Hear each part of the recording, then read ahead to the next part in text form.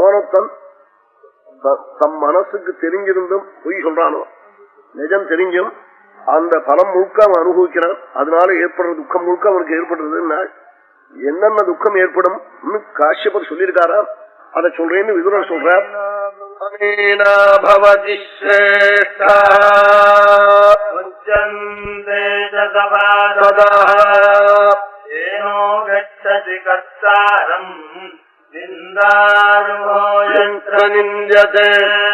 தப்பு பண்ணினவனை பண்ணினான்னு சொல்லிவிட்டா சபையில, யாரு தப்பு பண்ணினானோ அவனைத்தான் பாபம் போய் அடையும்.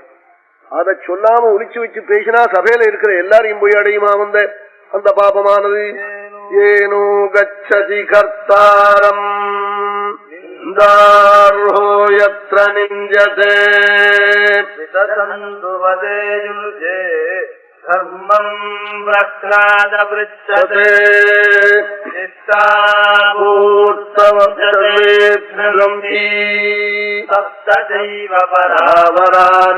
முதல்ல ஒரு பாப்பம் என்னென்ன அவனுக்கு கஷ்டம் வருங்கிறத சொல்றாள். இது பர்யந்தம் அவன் பண்ணின புண்ணியம் இருக்க, அவன் பண்ணின புண்ணியம் அவனுக்கு முன்னாடி 7 தலைமுறை பண்ண புண்ணியம், பின்னாடி 7 தலைமுறை பண்ண போற புண்ணியம், இத்தனையும் அடிச்சுட்டு போயிடுமா. சப்த செய்வ பராவரானு இஷ்டாபூர்த்தஞ்சதே க்ஷணந்தி சப்த செய்வ பராவரானு துக்கம். என்ன துக்கம் வரும் அவனுக்கு? தப்பாக சாட்சி சொன்னவனுக்கு, பொய் சொன்னவனுக்கு. சொத்து இருந்து சகல சொத்தும் போய் நாளை காலையில சாப்பாட்டுக்கு என்ன பண்ணுவோங்கிற கவலைப்படுறவன் எப்படி துக்கப்படுவனோ அந்த துக்கம் வருமா?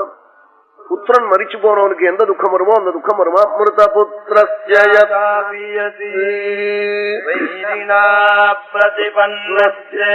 சத்ருத்தனை பிடிச்சு குறவளை பிடிச்சான்னா அப்ப எப்படி இருக்கும்? இந்த குறவளை பிடிக்கப்பட்டவனுக்கு அது மாதிரியான துக்கம் வருமா? இது மட்டுமா? ராஜா பிடிச்சி ஜெயில ஊத்தன ஆயுசுள்ள மட்டும் தண்டனைன்னு போட்டா எந்த துக்கமோ அந்த துக்கம் வருமாம். வைரிணா பிரதிபன்னஸ்ய ராஜ்ஞா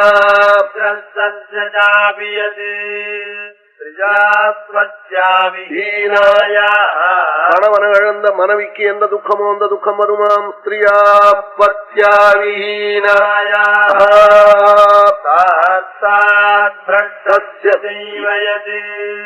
காட்டுல 20-30 பேரா போயிட்டே இருந்தாள்.